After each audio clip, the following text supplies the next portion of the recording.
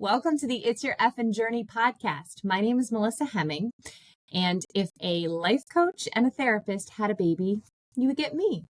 I am so excited for this episode today.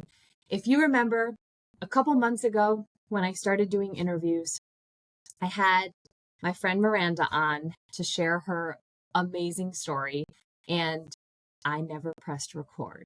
So another message to all of you out there, fall on your face because you'll learn. I will literally never not press the record button because of this experience. And I was so disappointed because I felt like her story was so important for people to hear. And I immediately, I told her I fucked up and apologized and thanked her for her time. And then said, please, can we have a little bit more? Just because of how important this message is to get out to the universe and to women especially.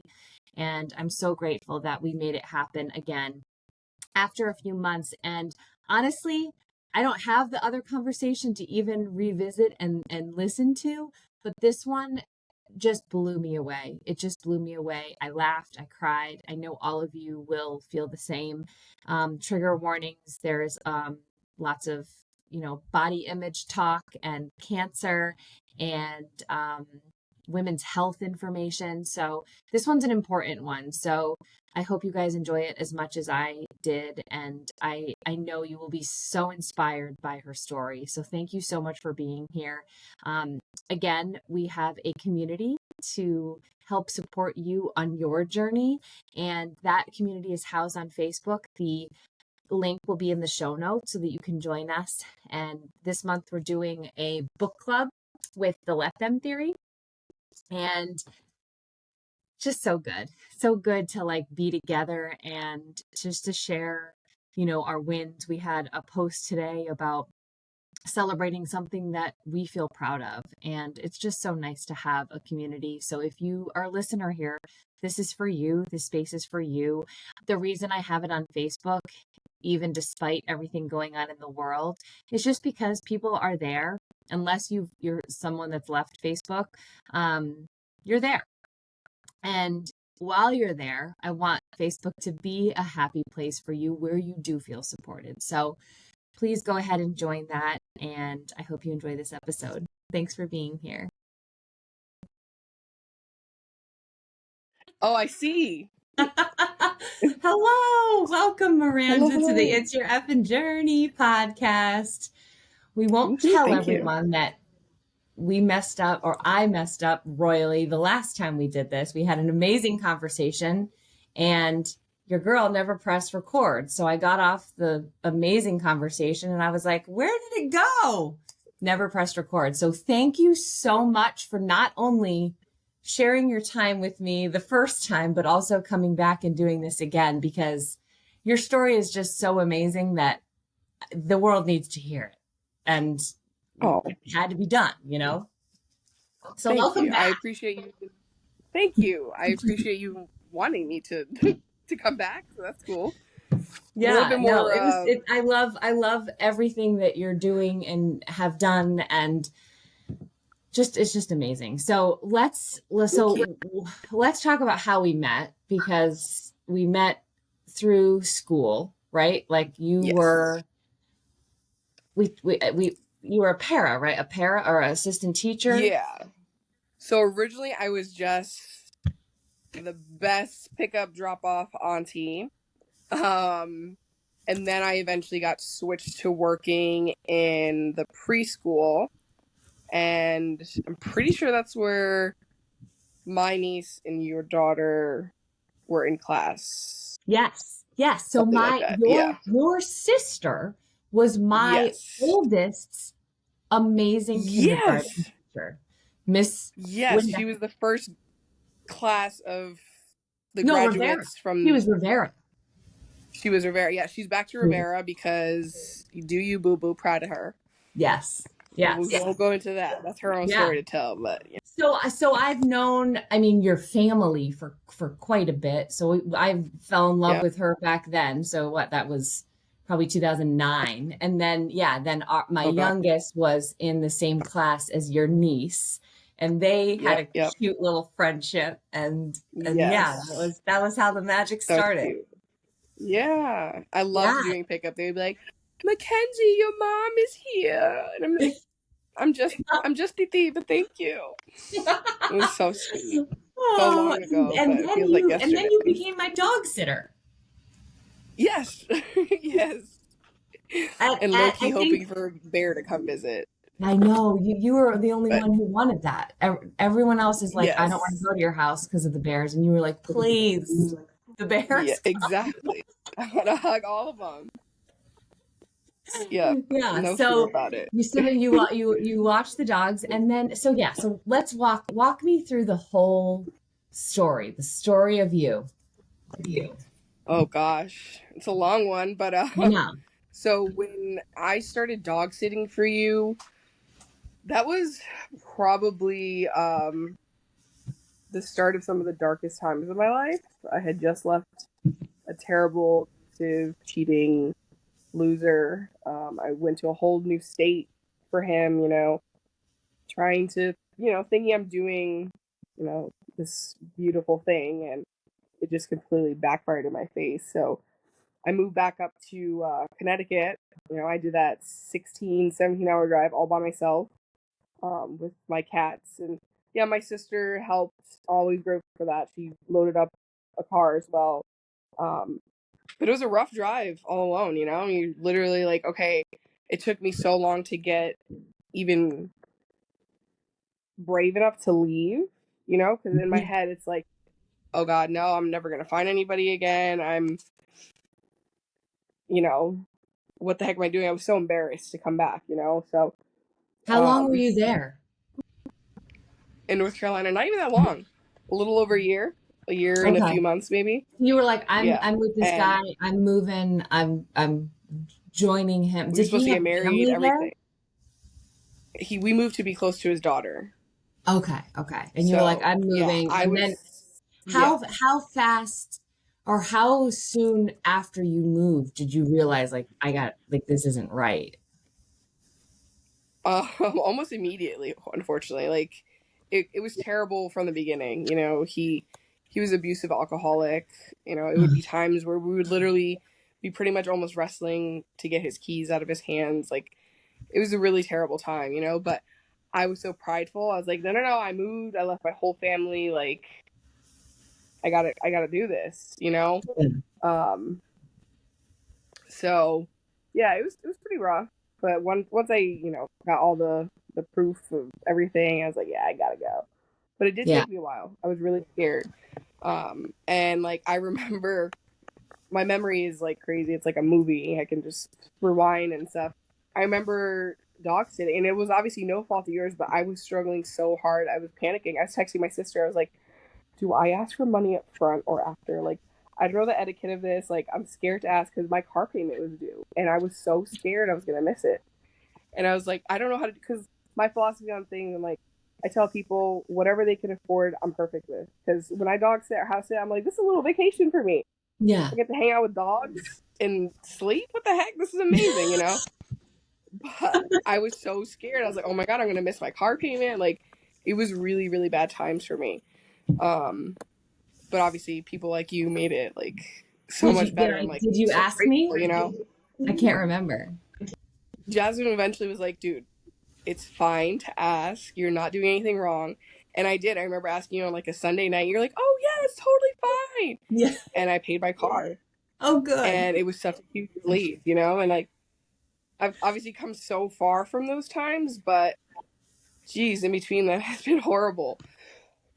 Well, let me ask you this. Obviously, this has been great When as you well. were But moving to North Carolina, was your family not supportive about the move or the relation or no, they were all really great, and they were happy for me. Obviously, it was really sad. Like the last place I stopped was Jasmine's to see the kids before I left, and I remember it was like we were leaving, and it was like this beautiful sunset out. I'm like, oh, what a gorgeous day, but like also my heart was just like, oh, I'm gonna miss yeah. these babies so much.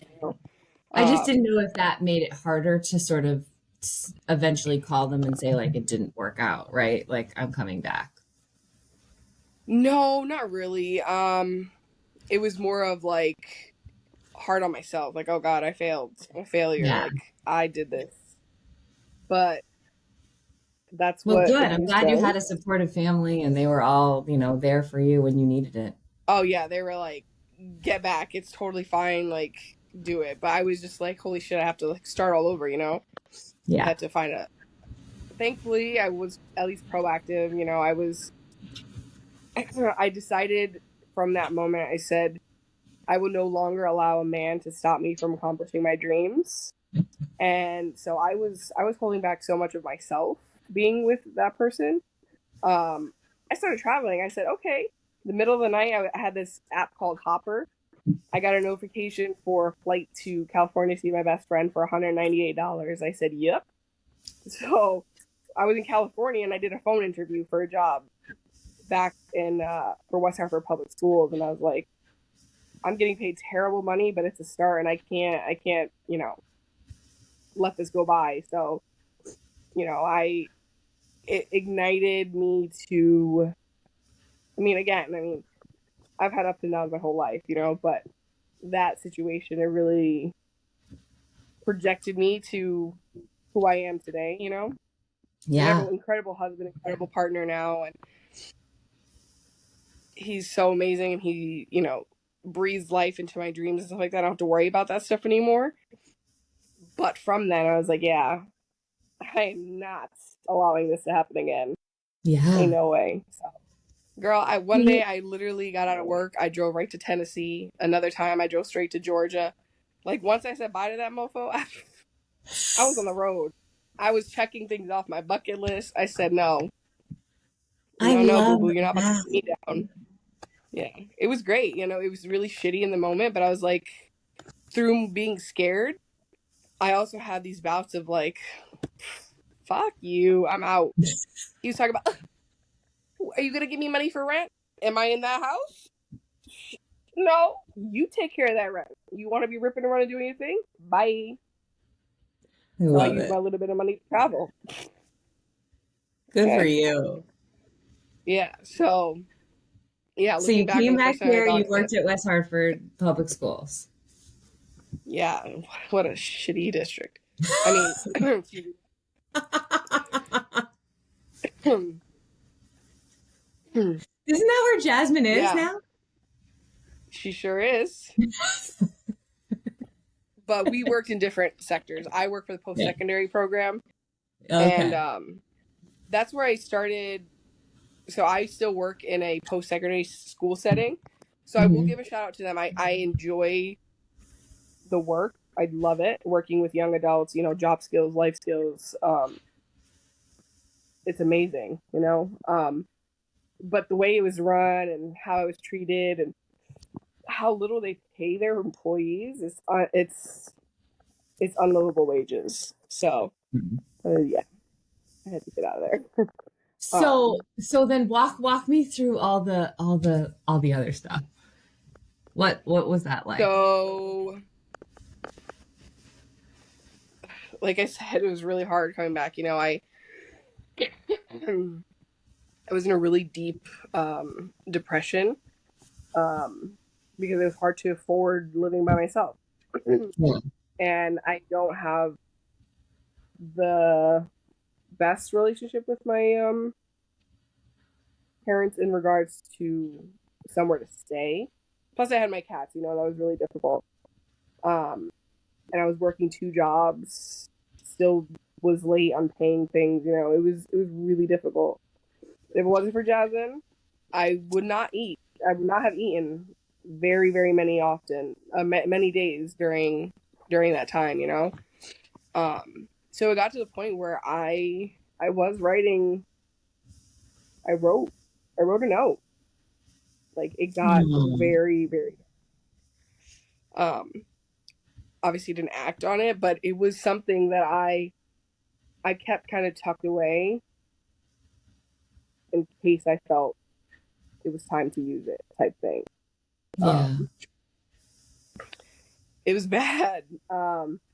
Then eventually I got the courage to accomplish another dream of mine, which is to become a massage therapist. Um so I signed up, started it also in 2019, soon after COVID hit, and I'm just like, dude, this is the worst. I can't catch a break.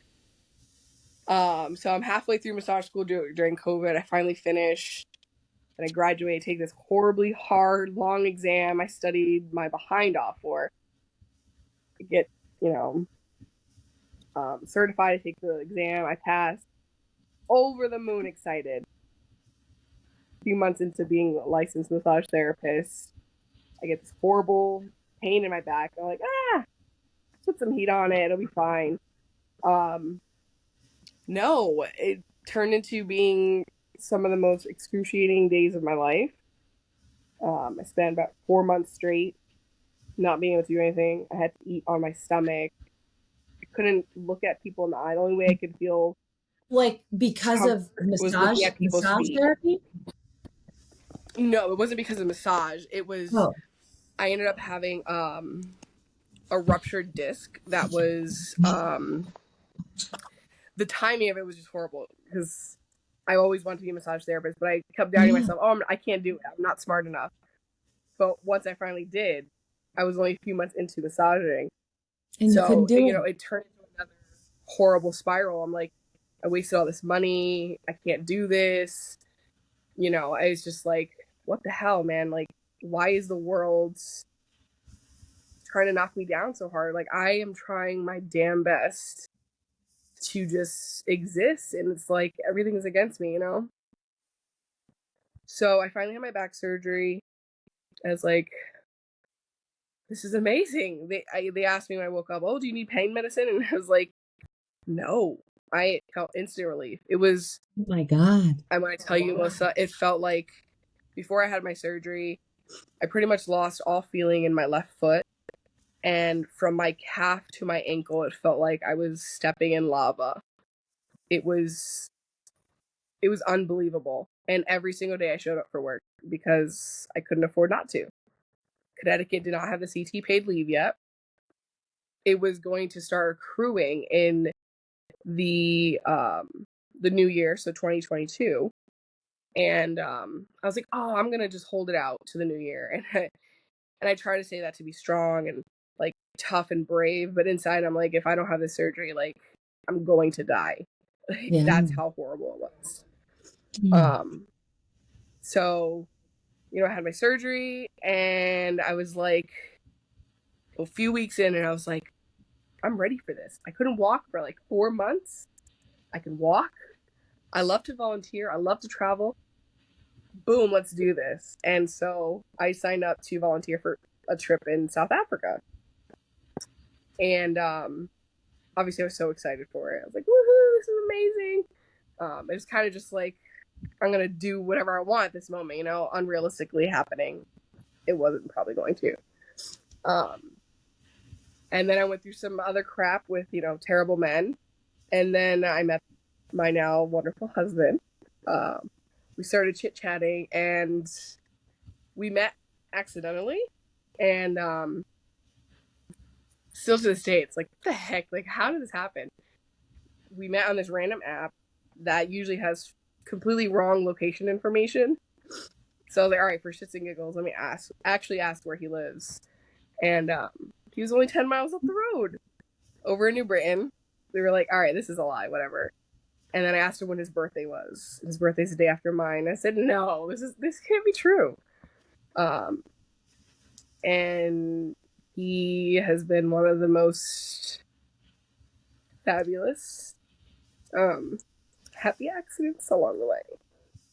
Oh, I love your love story. I love it so much. He's great. And the marriage is brand new. You guys just eloped. Yes. Last literally a month ago on the 31st. Yeah. Which is so cool because, like, I mean, no one else can hear the convo that we had the first time, of course, but I did, and it was so awesome. Like, you were like, we were almost going to record this podcast while you were in Vegas, and I was like, no, enjoy your honeymoon, like. Yes.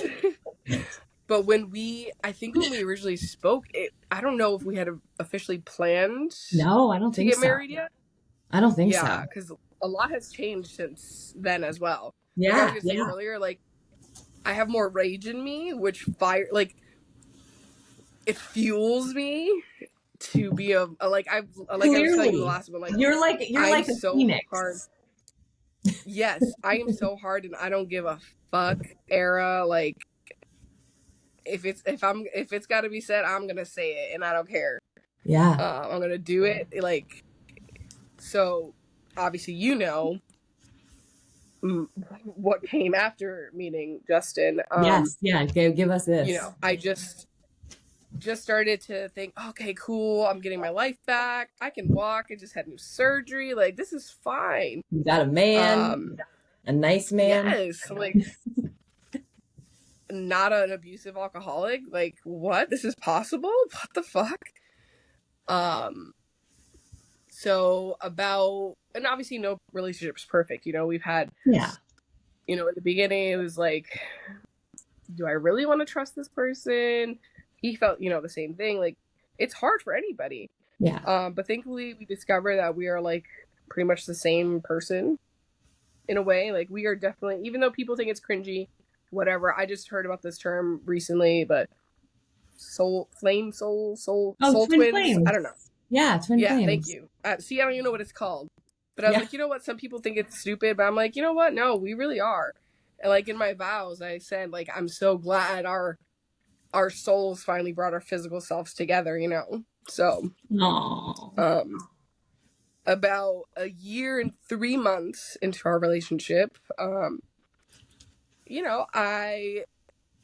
always had issues with healthcare providers not really taking me seriously. So ever since I was 17 years old, I had breast issues. I had a horrible case of mastitis. I was only 17. I remember I had just started my new job waitressing, trying to raise money to go to a trip to Argentina. And I was holding these trays. I'm like, dude, my boobs feel terrible. Like, I don't know what the heck is going on. And I went to sleep. And at this point, my grandmother had been cancer free for a few years now, but it still was like a trauma thing for me. So ever since my grandmother was diagnosed with breast cancer, I kind of had anxiety, like, oh my God, like, am I going to get breast cancer, And so 17-year-old me, I wake up in the middle of the night and my breasts are like fully engorged, rock hard, hot to the touch. I'm in horrible pain, like freaking out. So my mom is on the phone with like the 24-hour pediatrician type thing or whatever, I don't know. They're like, oh, just put hot compress on it. Later that day, they finally got me in and they told me I have mastitis, which, if people don't know, it's normally only happening to women who are pregnant or nursing. I was going to say that. I remember a friend that had that often while she was breastfeeding. So she had to like ongoing, like take some sunflower something, or I don't know. I don't know, but I was panicking. I said, this is it. I have cancer. I'm going to die. Like, I'm only 17. So ever since then, I went to breast specialists, and I had one lady tell me, well, you're not this type of Jewish, and you're not, yeah, thank you, Ashwick, I don't want to mispronounce it, but, and I'm not this type of Black, so you're fine. And it was only your paternal grandmother, so like, it's okay. So 17-year-old me, with my dad in the waiting room, because bless him, he's obviously not going to come in with, my titties all out. Like, yeah. So I didn't have an adult in the room with me to help me. So I'm just listening to this lady like, oh, okay. So nothing really panned out for the specialist. So I had this woman who I didn't like. I literally fired her right after that. I said, you suck. I'm not coming back to this place anymore. The doctor's office is like, oh, would you like to schedule an appointment? I said, no, she was terrible. Goodbye. So I went on the like Connecticut website or whatever, and I was like, all right, let me just see what doctors. So again, happy mistake. I found this doctor.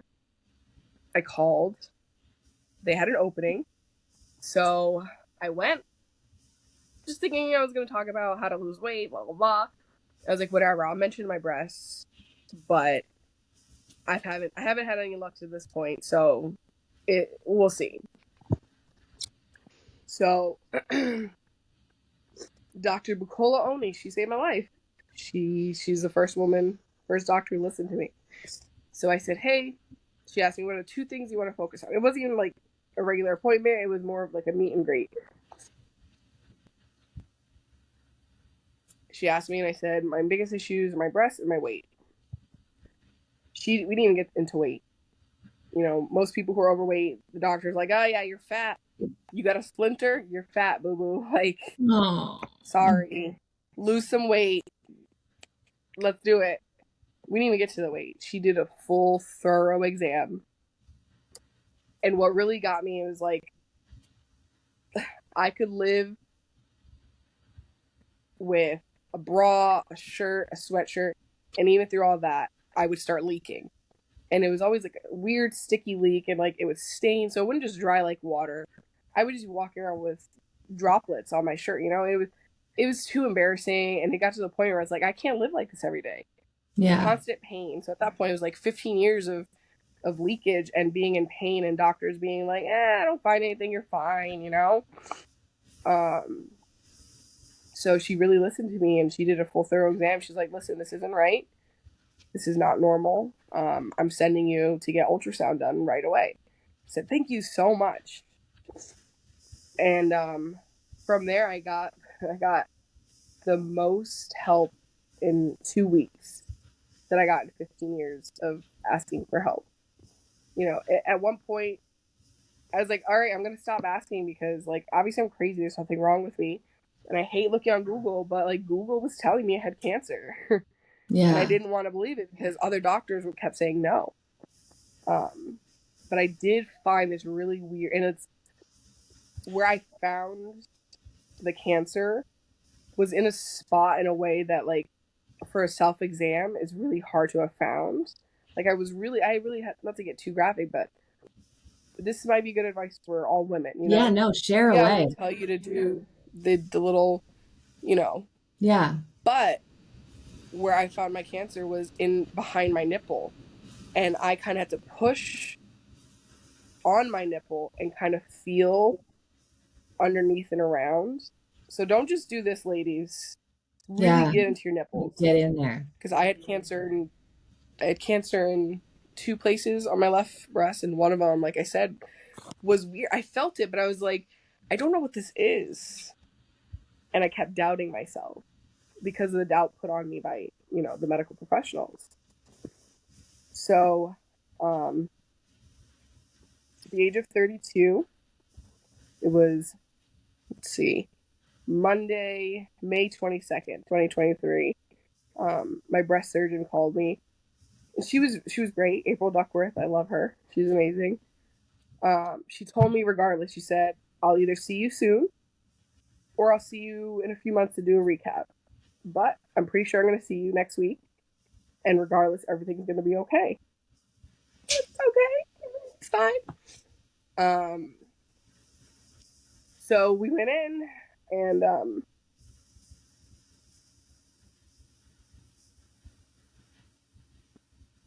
sorry. No. Thinking about it, it's just like, it was crazy. You know, it's like all these years. Granted, I know I didn't have cancer for 15 years, but it's like, I was only 32, and if I kept ignoring it, and I waited 8 years to be 40 for my first mammogram, like, it either could have been, I might not even made it to 40. Yeah. Or maybe made it to 41 after the diagnosis, you know? Because I'm in this community now, and there are women out there who, yeah, they can live with metastatic cancer and stage 4 for a little while, but they get to a point where even though our medicine has gotten great, there are women who live with breast cancer that can't be cured. Yeah. You know, and so it's still pretty remarkable to me. And like I said, obviously super grateful that I was finally listened to, you know. I mean, I So can't it's even like, imagine how many feelings that you had. Like, I mean, I'm sure there was like relief because you knew something was wrong. You knew something was wrong for so long, and you were finally heard and seen, and and I'm sure that on some level that felt like, oh my God, I was right, on top of yeah. fear and scare, all of Oh, it was so much, but like, it was crazy. It literally was like, in the moment, I didn't even really, like, it took a while for things to actually hit. I was just in like, all right, we gotta go mode, because they were taking it so seriously. She wanted me to have my surgery within 30 days of my diagnosis. that. So And I had that was a cancer in two double places on my left, mastectomy. double mastectomy, yeah. So she obviously told me I could choose whatever I want. I could do single and then lumpectomy, however, but lumpectomy runs the risk of it coming back potentially because your breast tissue is still there. You're just taking chunks out. Yeah. So I asked her straight up, and well, so like I said, two places on the left was cancer.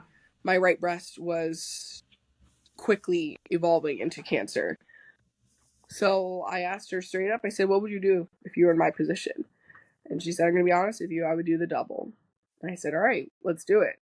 So on that same day, I found out what type of cancer I had. Um, I didn't know this. I just thought breast cancer blanket, you know. Um, my cancer, unfortunately, so in that same day I got my diagnosis, I was also told um, if I wanted to have kids, either pull your eggs now or you just have to kind of accept that you can no longer have kids. And that was kind of like, That's a it was lot. like, wow, bring it on, universe. Let's keep doing this, man. Like, what the fuck? So my cancer is 95% estrogen reactive and 5% progesterone reactive, which are the main baby making or baby facilitating hormones. So if I were to get pregnant, it runs the risk of the cancer coming pretty much right back. Oh. So I've only been with this guy for a year and 3 months. He's coming to all my appointments with me. Like, I'm just saying to him, holy shit. Like, and we had just started talking, like, okay, like, maybe, we'll start getting used to the idea of wanting to have kids at some point. I have PCOS, so polycystic ovarian syndrome. So it would have been a little bit tricky anyways. We would have had to really plan it. But that's what we had just started talking about not too long before this. And so it was almost immediately ripped away. Like, yeah, we went through all the, like, they sent us, like, the facility to get your eggs removed. Like, what is people who run the banks? You know what I'm trying to say? Yeah, Where they I hold your don't know eggs what and yeah. sperm. Yeah. The fertility people. Fertility. Yeah. Yeah, there we go. Facility centers. So we went through all that. And they were like, yeah, so if you want a surrogate, it's going to cost you between $100,000 and $200,000. And if you want to do it private, it's still going to run you about 16 grand. Like, what the? So this wonderful man, we literally had to make a decision. Like, he's like, yeah, I would have loved to have kids with you, but I want you and I want you to be okay. And I was like, Oh. God damn, this man loves me. The fuck? Oh. Oh, yeah. But I did tell him, I said, we are not legally bound. You have no obligations to me. I understand if this is too much. You got to do what you got to do. But I am woman enough to accept whatever you choose. Yeah. And he was like, I'm not going anywhere. Oh. And I said, all right, boo boo. I love him. And from then, that man was already my husband. Like, Yeah. this is just a formality at this point. But man, he didn't even blink. When I tell you, I have not cooked a meal since June of 2023. He has done everything for me. Things that even my dad was like, yo, that's a good man. Because I'm not wiping ass. Like, he did everything for me. He brushed my hair, washed my hair, clothed me. You know, like once I started getting a little bit more pep in my step, I was like, oh, I got this. I couldn't lift my arms past like here. Because, and I don't know if, you know, not everybody knows, a double mastectomy, they scoop everything out down to your pectoral muscles. So I also had to get, you know, lymph nodes checked. So, you know, I'm walking around with this robo pack. Because I have these little robot things in my bra to do compression every once in a while. Then I had tubes hanging out of me for the drainage. Like, it was crazy. And through the start of, I mean, obviously a lot in between happened, but a little bit after my surgery, my wonderful friend Sarah Horowitz, her mom is a nurse, and she's worked a lot with cancer patients or breast cancer patients, and she told me about this place called Ant's Place, and what a blessing that place is. Whew. Sorry. No, it's okay. I can't. I'm like. They're down in Danbury, and they offer services all for free. So myself and Justin both received free counseling services. He was in a caregivers group. You know, I haven't gone in a while because life has been crazy, but you know, I joined, what was it, like 8 days? Yeah, 8 days after my surgery. And, you know, it's all these women, they're like, what? You just had surgery? You look so beautiful. You know, I'm like, what the fuck? I look like shit. But it was so sweet, you know. It was also hard because even though I had these women to talk to, I didn't have people in my circle. Because the only person I knew who had cancer, breast cancer, was my grandmother. And she unfortunately passed. And I just craved being able to speak to her, you know.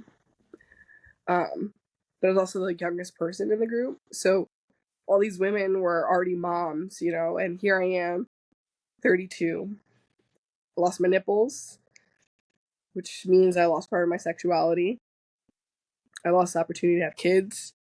So even though I was in this community, it was also like, holy shit, like, my case is so unique compared to them. Just like all theirs are unique to me as well. But it's like, it's hard existing in this world with, not that I want young people to have this, you know, like, and I love all my friends. They've been so amazing that it's like, sometimes like, holy shit, like, I don't have anybody to like talk to about this, you know? So obviously it was really hard, but it was such a nice, beautiful place to just cry and let it out, you know? They're amazing. So I also got one-to-one services from them. I got a wig. Gave me these port seatbelt thingies to help, you know, Oh, good. with comfort for, you know, all these things. So they were amazing. And one of those days I was complaining about, I just got into massage therapy, then I had this back thing, then I got my pep in my step again. I was like, yeah, I'm gonna be back into massage. And then I get hit with cancer, you know. But in that meeting I said, you know what, I have to change how I think about things. And even to this day, I tell my coworkers when, you know, they're down or whatever, I'm like, if you aren't on the same page as your brain, it doesn't matter how hard you try to heal, it's not going to happen. Yeah. And it's been ever since, you know, that meeting. So to make a long story short, in that meeting, I was like, you know what? When I was in massage school, we had to do a business plan. And I had already wanted to do end of life palliative care. Because when I was a little kid, I wanted to be a nurse. You know, I always loved working with old people. So I said, you know what I'm going to do? When I'm better, I'm going to turn this journey into something good. God. Sorry. So I said, oh shit, okay, I'm still licensed even though I can't practice. I'm going to give back to my community now. So my plan is, once I'm getting there, but also I'm like, you know what I can do? Like, I'm going to hopefully work with this place where I got my massage licensing from, the American Institute. So I decided to start my business and go into hospitals. God. And give free hand, foot, just gentle touch to people going through chemo. And I was like, holy shit, that's brilliant. Like, I could keep dwelling on, oh my god, I spent all this money, it's a failure, it's a waste. But I'm like, no, this is redirecting my journey, you know. Yeah. So, like, when I was in chemo, there was people there by themselves. I'm like, what? That broke my heart. Justin was with me every chemo session. My sister who worked in the hospital, she would come as well. So I was grateful, but seeing people in the infusion by themselves, it doesn't sit right with me, you know. So I want to make this army of people to just sit with other people and just be human with them, you know. So I was thinking about it, and my husband, he's very business savvy and stuff like that. So he did register my LLC so I can hold up to my name. So then what I decided as well was, okay, when I was in school, we needed to do like a bunch of clinic hours. So my hope is to talk to the school and ask them if I, because like barbers and hairdressers, if you're licensed, you can have people work under you that are not licensed. Same thing with massage therapists. So as long as I hold my insurance, I'm going to ask the school, hey, can I have some of your students get their clinic hours and be with these patients? Even if it's a tiny one finger massage. Yeah. Just be there, you know? And one of my favorite instructors, Gina, she lost her fight to cancer. So, like, it makes it even more meaningful for me, you know? I know she's rooting me on up there. So, Absolutely. So, again, you know, okay, how can I rework up here to help me? And I haven't fully started it yet, but, you know, making little baby steps. You know, I went to this survivors banquet. Yeah, I went to the survivors banquet that Hartford Hospital holds, and the like chairman or director of the oncology center, shout out to the Harry and Helen Gray Cancer Center in Hartford. I went out to him. I said, "Hey, this is what I want to do." He's like, "Wow, that's a really good idea. As long as you have insurance, you know, all that stuff." I said, "Yeah, I'll make it happen." And so it's in the works still, but that's the only way to keep myself sane is just to say, "All right, it's not the exact plan you had, lady, but there's still good that can come from this, you know." So that's Your mindset shift has been, it's just remarkable to watch. Like and I mean, just watch, you know, you be knocked down and get back up and knocked down and get back up. But then, like, it was almost like you needed to be knocked down so many times to transform into this. It's just, it's amazing. It's amazing what you've done and what you continue to do. And, you know, I feel like, do you have an Instagram? Like, do you share your journey on Instagram? I know you share on Facebook, like about, so Instagram, not so much. Like every once in a while I'll post on Instagram. I was actually just talking to my cousin yesterday. Like, I'm like, for a while now, I've been thinking about like wanting to write a book. I wanted to like, I don't know what I want. I love writing. That's my favorite way to express myself. But I don't know. Yeah. But I'm not really social media savvy to like do I stuff like that. your But journey is it's just so amazing. And I mean, on Facebook you've shared, your pictures, which is it's so inspiring to see stuff like that of just embracing your that body. was And that was so much fun. And so it's funny you say about embracing your body. So, before this, like, I don't. It's a roller coaster of how you feel. Like, I lost a lot of weight one time and I felt fine as hell. Gained weight all back, But I was talking to my coworker the other day and I was like, as odd as it is, even though cancer has been horrible and scary, but it has also been such a crazy gift. And it has given me a new set of eyes that's just been unbelievable, really. And I'm so much nicer to myself. And I don't know, it's funny, like at work, my coworkers be like, "Oh, look at you, Miss Sexy. Like, what are you doing?" I'm like, you know what? You. But it's because I I just love myself a lot more than I used to. Because I'm grateful to be alive. yeah. And from having suicidal ideations to now wanting to live, it's just it's unbelievable.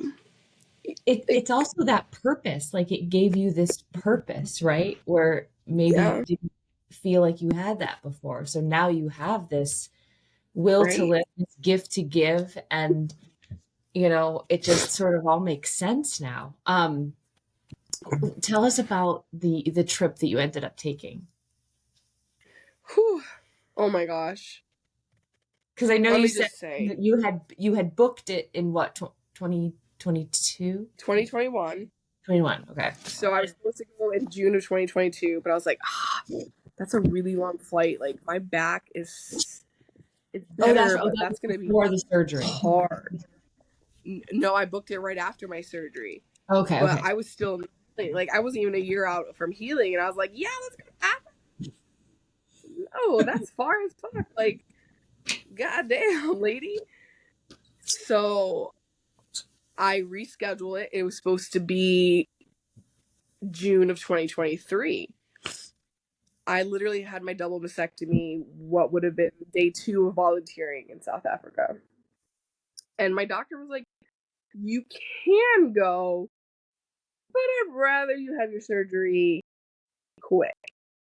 And I knew myself, I would be panicking while over there. Just, I wouldn't have been able to have a good time.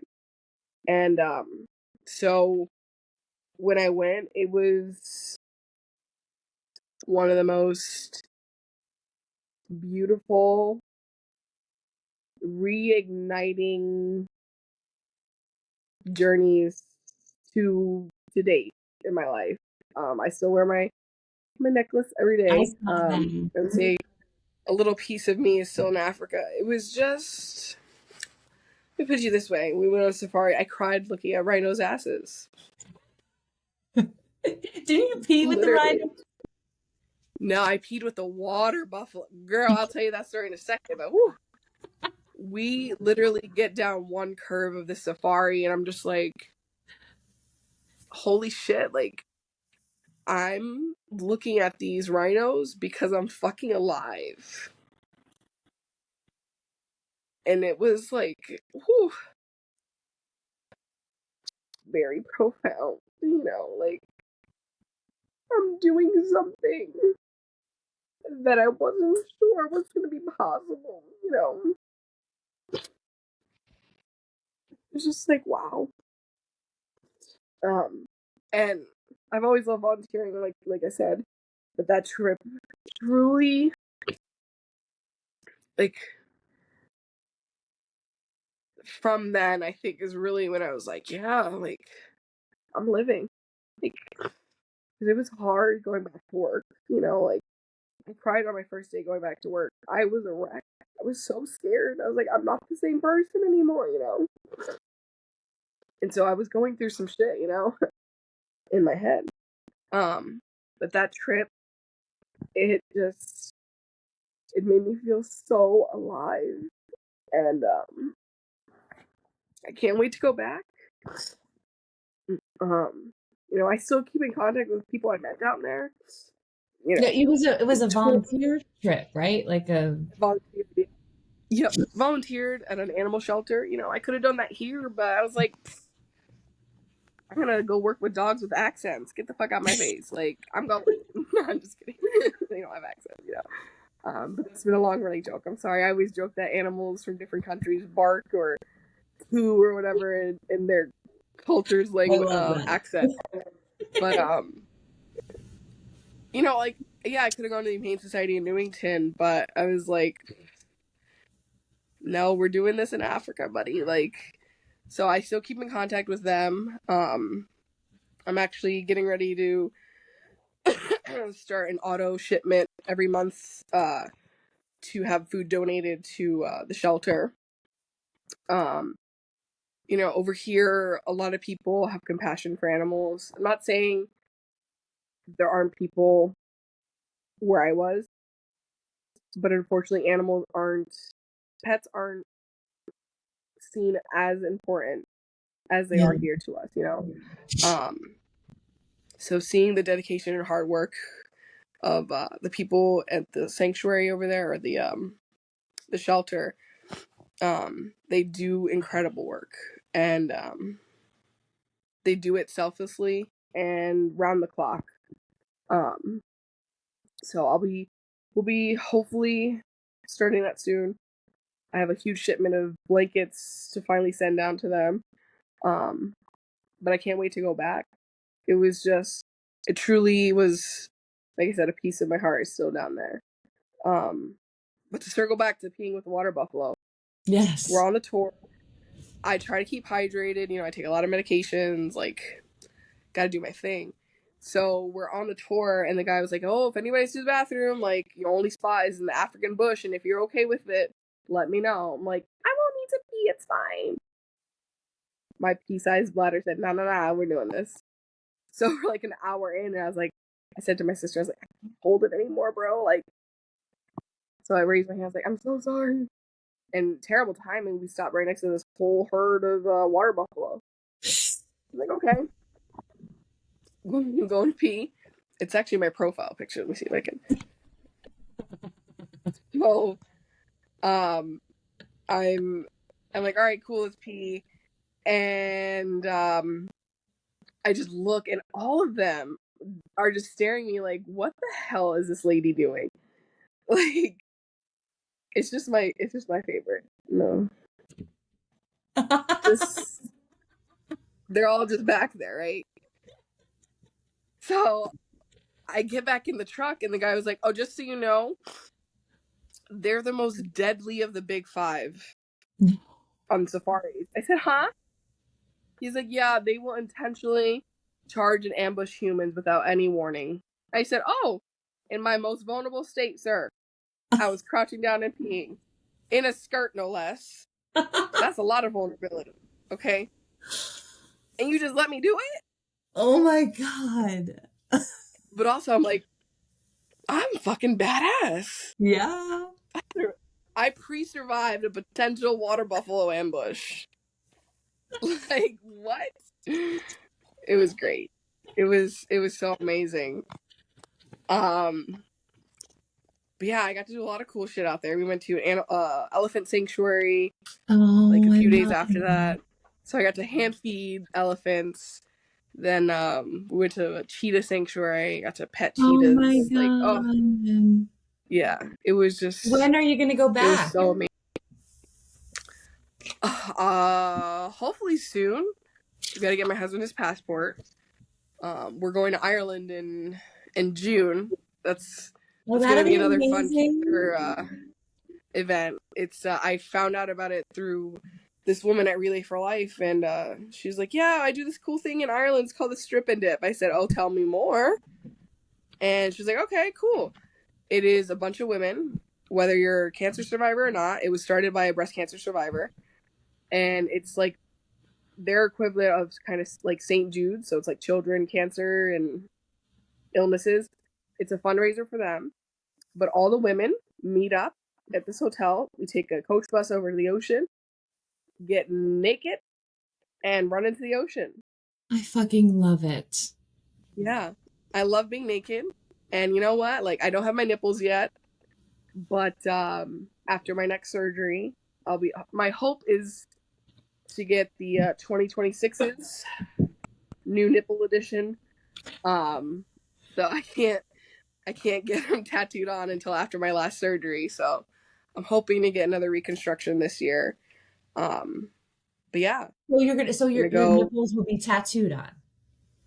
Yes, I lost them both. So it's another thing I didn't realize. So they do this. It's really funny actually. They do this kind of flop test.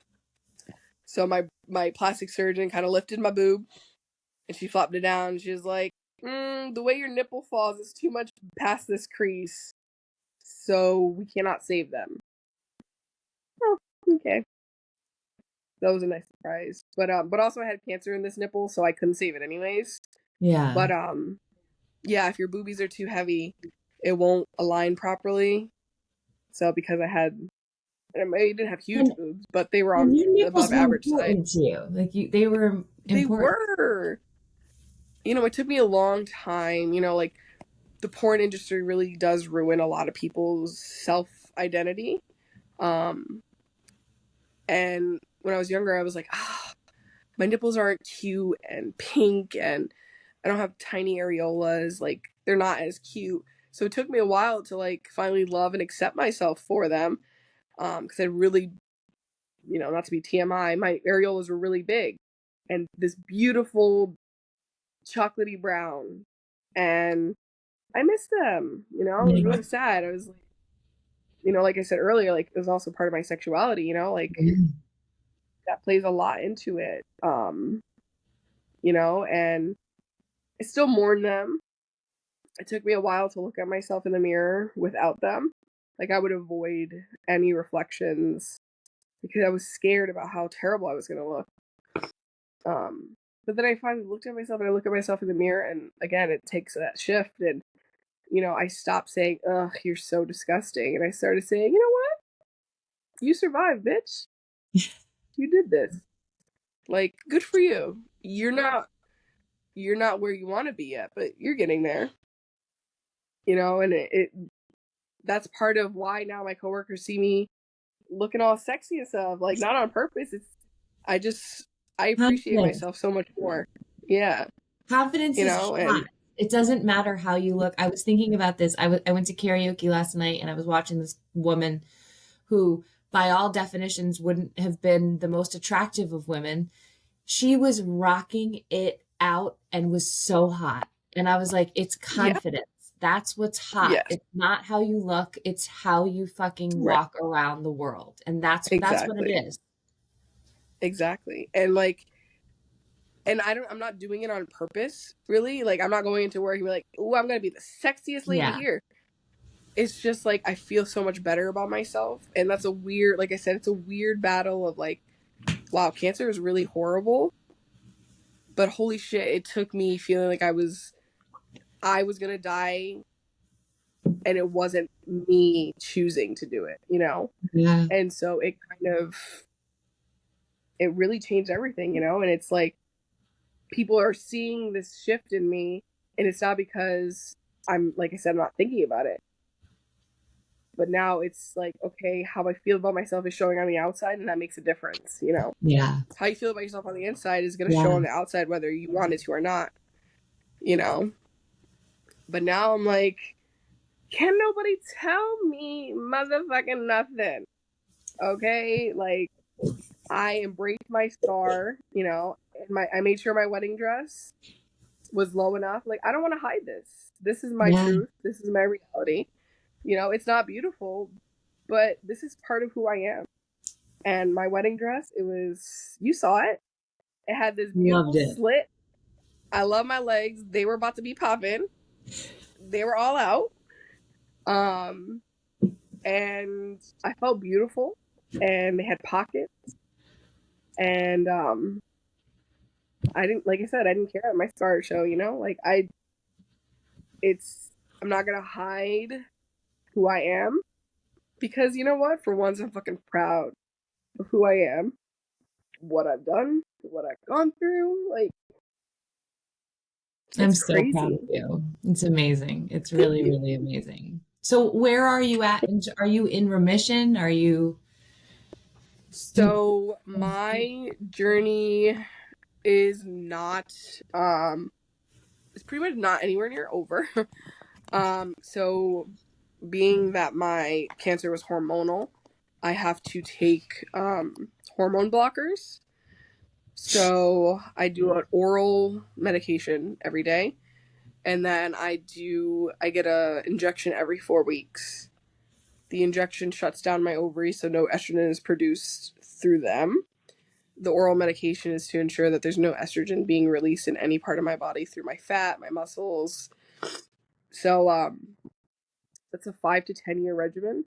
The shots might be 5 years, but the medication orally is about 10 years. okay? But they're gonna reevaluate, you know. Um, and you know that doesn't sound too horrible, but because I'm so young, and these medications are usually geared towards women who are far older than me, and who are already past menopause. So I've been forced into early menopause. So at the age of 32, I was slammed like a fucking bus into Wow. menopause. And it's been really difficult, you know. Sometimes I'm like, oh, what the hell? Like, why do I feel like shit? I'm past the chemo, like what the hell? And then I have to remind myself, like, my body is running like if I'm in my 60s Yeah. or whatever, and I'm not. So it's been really hard. The hot flashes are sometimes unfreaking bearable. Like when I was younger, I was like, oh, they're just hot flashes, whatever. Um, but like I try to downplay things. I'm like, what the hell? And then it's nice when my oncologist reminds me, like, no, no, no, you're going through something that these medications are not for you, but it's the only options we have, you know? I was on a different medication, but it was messing with my liver numbers. So that's why I'm on these. I'm very grateful for them. I always say it could be worse, you know, but you know, I have the joint pain, I have the constant fatigue, you know, like I have other medications that make me puke my brains out, you know, it's a lot. Um, and my body definitely isn't the same. I definitely get a lot tired very quickly. Can't stand for very long, or if I do too much and I overexert myself, I will overheat and then I will be sick. Um, so it's kind of just like a balancing act. Like I'll be out and about with people and I'm like, whoa, whoa, whoa. Like if I don't sit down right now, bad things are gonna happen. Um, I finally swallowed my pride and asked for a handicap placard because I realize like fall activities, like, oh, apple picking, it's so cute. But then I feel stuck in the field and I can't even walk, you know? Um, so stuff like that has been really difficult to adjust with. Yeah. And sometimes like, I'm like I said, I'm in this stage where I'm like, I don't give a fuck, but also I still have like the little bursts of anxiety. Like I was talking to my coworker and you know, she said like me talking to her helped her as well, but disabilities aren't always visual. You can't Yes. always see somebody's disability. And so I told her, you know, like I was explaining to her, she was like, that makes a lot of sense. You know, like looking at you, I wouldn't think anything. And I said, girl, I am so unhinged lately. I can't wait for somebody to question me. Yeah. Because I will be that crazy bitch and say, oh, you want to see my scars? And I hope She's you like, do, because that's what oh, needs yeah. to happen, right? Like, Oh, you don't know what is going on with someone. right. And I love being naked. I will put my mastectomy scars all up in your face. You want to see my disability, bitch? Like, I will be that crazy. I will follow you to your car, make you so uncomfortable with my titties out. Try me. You Yeah. know? So Did I I still ever have a little tell bit of you anxiety what, about that. when my mom was going through ovarian cancer, this was years and years ago, way before like COVID with masks, she was Mhm. going through chemo and was wearing a mask at a grocery store. Came out to her car. I literally was homicidal. Came out to her car to a note on it that said, "You are everything that's wrong in this world." Because Oh she was wearing a mask. no. And I was Oh like, no. I couldn't believe that someone would, first of all, That say that. Second of all, like, take the time to leave a message like that. At least have the balls to say right. it to her face. Right. You know? Right. That's horrible. Poor thing. I know. So it's shitty. You know, you don't know what someone's going through, It, what anyone's right. experiencing. So fuck all that. No, for real. And so I told her, I was like, she thought I was talking about this scar. She's like, ah, that's so cute. I said, no. My titties will be on your shoulders. Like, question me. Question me. I will rub my scars all over you. Like, don't play with me right now. You know? But, yeah. Like, I'm not perfect, don't get me wrong.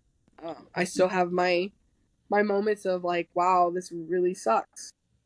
But I always remind myself, hey, You're living. you came this far. You got this far. And like my motto now is the rest of my life is gonna be the best of my life. Yeah, I love And I'm really trying to make that happen, Like travel is one of my all-time favorite things.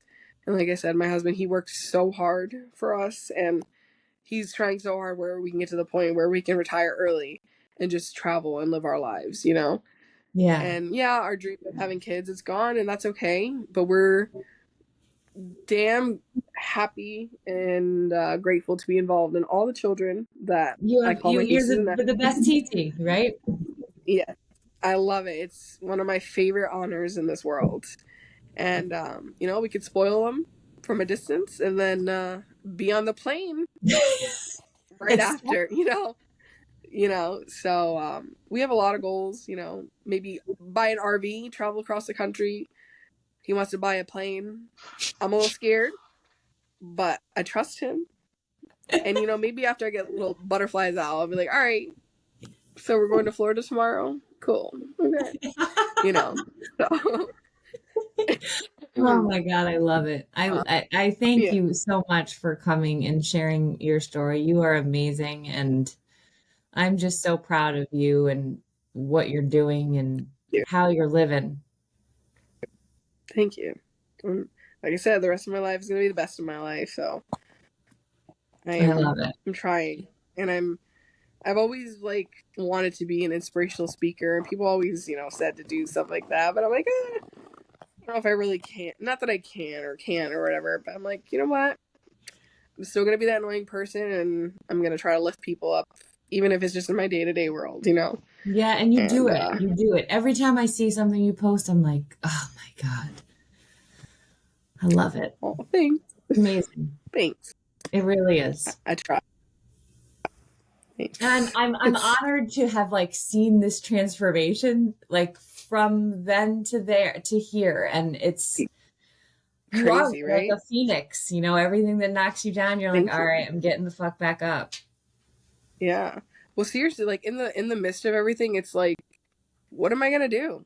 What are you Yeah. gonna do? You're gonna either get shit done or you're gonna sit there and wallow away. And it was too much of I gotta make decisions, and it was too much of make it happen for me to just be like, oh no. Yeah. Like obviously once everything started to slow down, you know, it hit me really hard. But like I said, like I really worked hard to tell my brain, like, yo, if you're not working for me, you're working against me, and we got to change this. Yeah, hell You yeah. know, and it's not easy.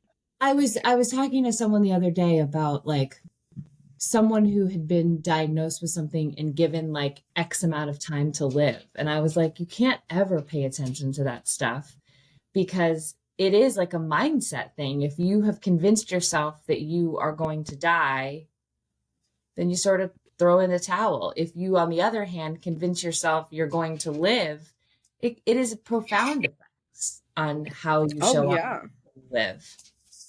absolutely. I have way too many places I need to go to. Yeah. I want to go to every country, not every country. I want to go to every continent. You know, I want to go to all the root countries of my culture. I still got to go to Italy. Like, come on. Yes. No, I'm not dying yet. Like, Yeah. Mediterranean cruise, I'm coming for you, you know? Like, Yeah. and maybe that sounds weird, but my desire for traveling and experiencing the world, and obviously all the babies in my life, don't get me wrong. I want to show up and I want to live for them. Don't get me Yeah. wrong. They are so important to me and I love those children with all my heart. But also I was like, I got to live for me. I Yeah. want I want to live for me. I didn't always want to live for me because who kept me alive back in the day were my nieces and nephews and my cats, Yeah. you know, before I met Justin and all that. Like, it's like, I gotta live for these little humans, these little cats, you know? But I wanna do it for me now. And that shit is powerful. That'll be, I'm telling you, like, yeah, I smoke my weed, you know, I I use it for medicinal reasons. But when you're on the high of wanting to live, you don't need any fucking drug. Yeah. I'm telling you, I used to tell people, like, this is the craziest feeling I've ever had in my entire life because the drive to live was, it's still now, it's just so powerful. And it just made me feel like a juiced up crazy person. Like, I was like, woo, let's fucking live, buddy. Like, I can't even explain it. Like, I'm not even kidding you. Like, I felt the jitters because I was like, this is so powerful. And like, I haven't looked back. Girl, last year I went to the Bahamas, I went to South Africa, I went to California, I went to Vegas, little trips here and there. I said, I'm out. I am out. If this cancer didn't take me down, nothing is right now. And I'm going to live. And I know I keep saying that, but it's just like I said, it's the craziest fucking feeling. Yeah. It really is. I And love that. here I am. Yeah. Good for Vegas you. was amazing. Yeah. We lived it up. It was beautiful. I can't wait to hear about this.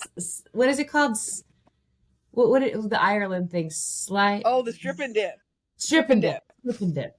Yes. Yes. Anybody can Maybe go. you You can know, come I back invited. on after that and give us an update on how that went. Oh my gosh. I would love to. It's literally just a 1 day thing, but Justin and I we're gonna go for a whole week. I've been to Ireland before, he hasn't, and I loved it. I've always wanted to go back, and I'm like, wow, I get to be naked and go back to Ireland. Yeah, let's do it. Obviously, I'm happy to raise money for the children. Don't get me wrong, Yeah. but I love being naked. I'm a nudist at heart, Oh, and so where do you like? Do you have like for the things that you're doing for the animal stuff?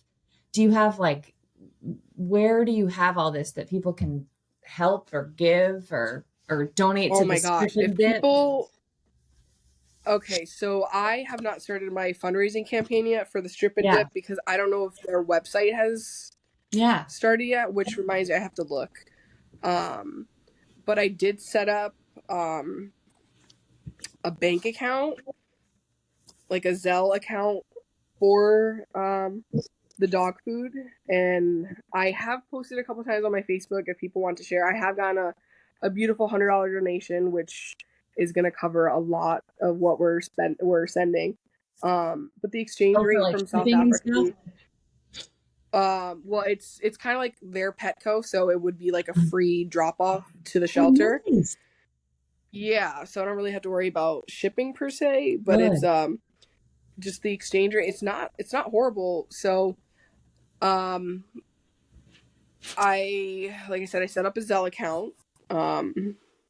It's literally food for pups in SA at gmail.com. So I made it Okay. simple.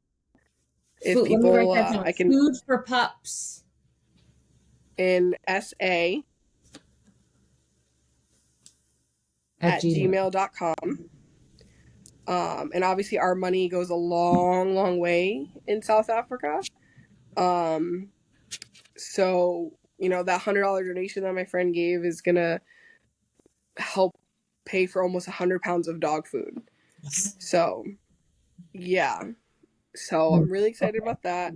And I told the shelter I'm gonna try to do a monthly or twice monthly shipment of food for them. And I already have a ton of blankets, but if you have extra blankets, like I haven't shipped those out yet either, but Yeah. I'll definitely put that if in you the show notes so people can, join. And when you have the fundraising link, let me know for the strip and dip. That's awesome. cool, all right, I will. Thank you. Yeah, Well, thank it's pretty you. cool. Thank you for coming on. Of Thank you for course. being here. Thank you for sharing so vulnerably and authentically. I know it's going to help. Every time I talk to you, I just enjoy it so much. And I know people are going to love this episode. Thank you. I hope people are able to. I'm sure you saw during Breast Cancer Awareness Month. I really was really advocating for other women. And men. Men can get breast cancer as well. Yeah. Check yourself. If you feel something is wrong, trust yourself. Even if you're not 40, obviously cancer doesn't care what age you are. I was 32. And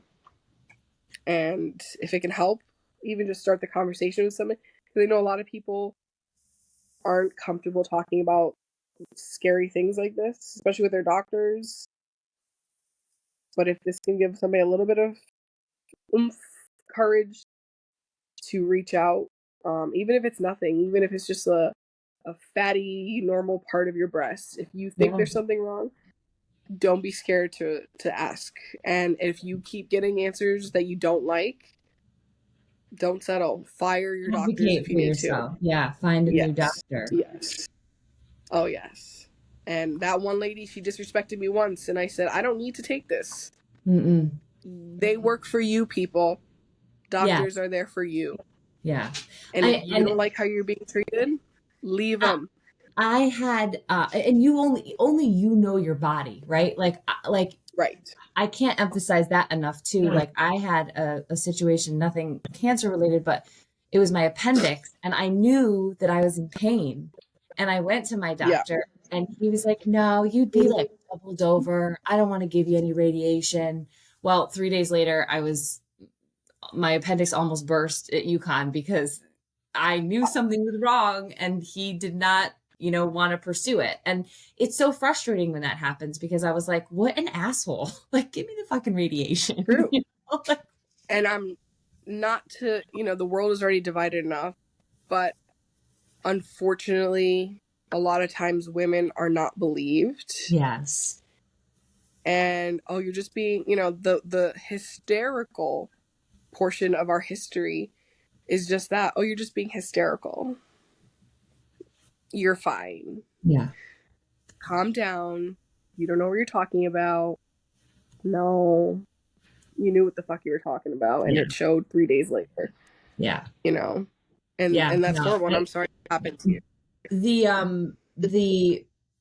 other like women's health piece, like when you were talking about all that, like I just kept thinking about that too, like, in our country right now when, people aren't even able to access websites to help them get birth control. It's like mind boggling, but I don't know. That's another conversation, I Yeah, guess. yeah, it's a lot. It really It's a is. whole lot. Yeah, and even if we can't save the whole world, like I said, maybe we can give somebody a little bit of courage. Yes. And and being seen. Yeah. Like, oh shit, somebody kind of understands me. It's not the same, but they got me enough, and you know what? Thank you. Now I'm gonna go fight for myself. Yes. Yeah. So nobody should be penalized for fighting for themselves. No. No. Well, Yeah, thank you so much. I wish I could give you a big hug, but hopefully I of can course. soon. And definitely come back. Yes. I want to hear all about that. I did that naked run in June, and it was like the most Yes. amazing thing ever. Like, just I here I love am, that and place. that's it. Yes. Honestly, I feel better without clothes on, to be honest with you. I'd rather be naked. Yeah. Clothes are just a made up another way in society to make people feel like you're worse or better or less than them. Yeah. And a body's just a body. Yep. And it's natural. Yep. And I they're all love it. Well, beautiful. thank you so much. Have the best day, and we will definitely chat soon. Thank you so much for having me. I appreciate it. Have a Take great care. rest of your day. You too. Bye. Bye. I hope you enjoyed that episode. Please share it with a friend, take a screenshot, share it in your stories.